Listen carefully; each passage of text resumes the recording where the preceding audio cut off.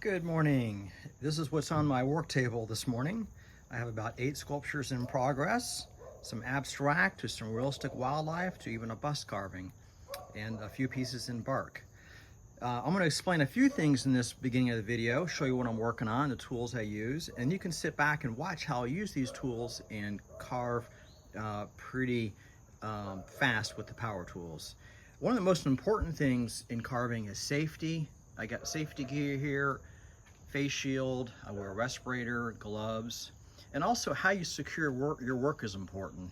I use this quick release vise by Mampa Tools, and it works super well, but I'm working on about 8 projects, so I've clamped a couple projects.